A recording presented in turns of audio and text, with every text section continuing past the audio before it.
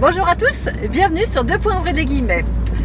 Eh bien, je vais à mon cercle littéraire, le premier de la rentrée, et c'est un grand jour car Sandrine nous a organisé une petite surprise qui est une interview, une rencontre d'écrivains.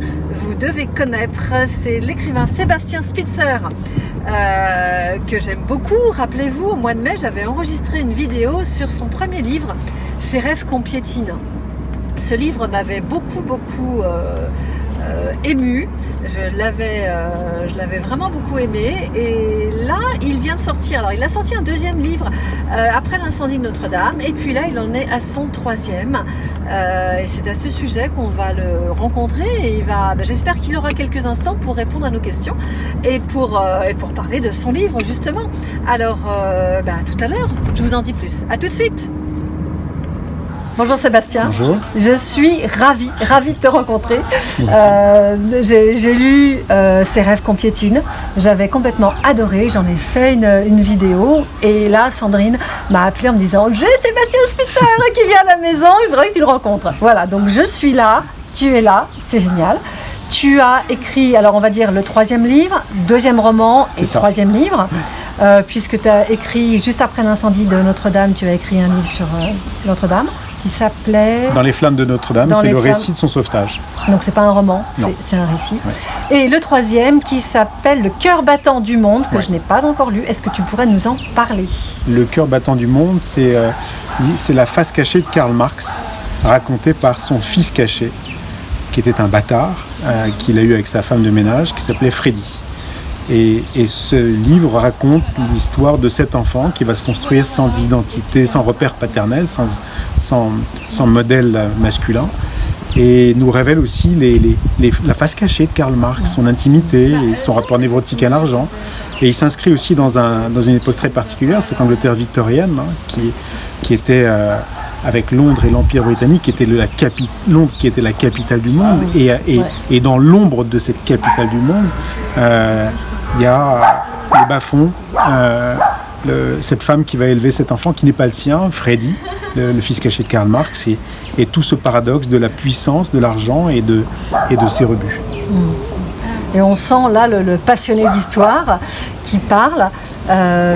Tu es passionné d'histoire. Ah oui, j'adore l'histoire. L'histoire me permet de raconter les hommes tels qu'ils sont, de comprendre les grands hommes, de les décrypter, d'aller les renifler, d'aller voir au plus près qu'ils étaient réellement, et de me faire parfois une autre opinion sur cet individu, je le connais, le monde entier le connaît, mais qui était-il réellement?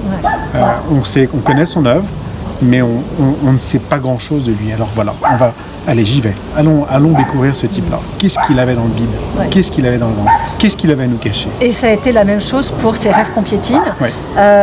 J'ai vu une interview où tu disais que tu voulais faire quelque chose, tu voulais écrire quelque chose sur l'infanticide, notamment Magda Goebbels, et puis finalement tu t'es ennuyé, tu n'as pas trouvé le personnage hyper intéressant, et finalement tu as continué les recherches, tu as vraiment fait un travail de journaliste, ce que tu es, et là tu as trouvé une petite faille, l'histoire de Richard Friedlander, et là c'est parti. C'est plus qu'une petite faille, là j'ai trouvé un filon.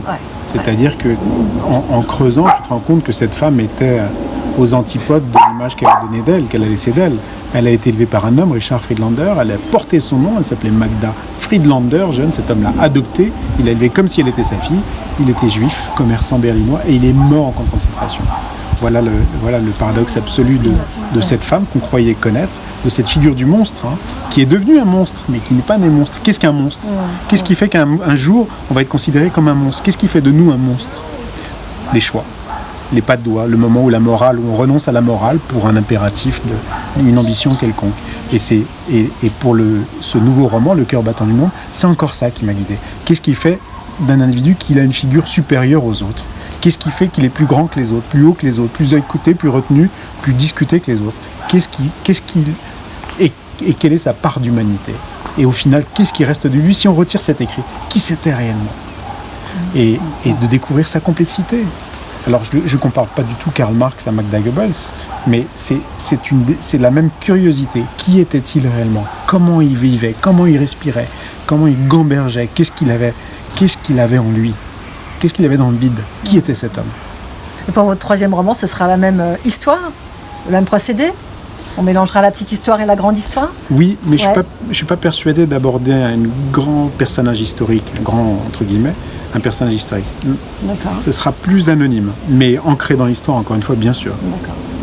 Super bonne nouvelle, il y a 2 jours, on a appris que sur 300, je crois, 50 à peu près livres de la rentrée littéraire, il y a eu 15 livres qui ont été sélectionnés pour le prix Goncourt et vous faites partie de ces 15-là. C'est génial, avec le cœur battant du monde. En tout cas, bonne chance. Merci et puis beaucoup. je vous laisse parce que vous allez avoir le salon du livre de Morges pendant 3 jours. Oui. Ça va être une super aventure. Ah, j'espère. En tout cas, il paraît que c'est très chouette. Ah, c'est vraiment une super ambiance. Merci beaucoup Sébastien. Merci, Pascal. À très bientôt. bientôt. Merci.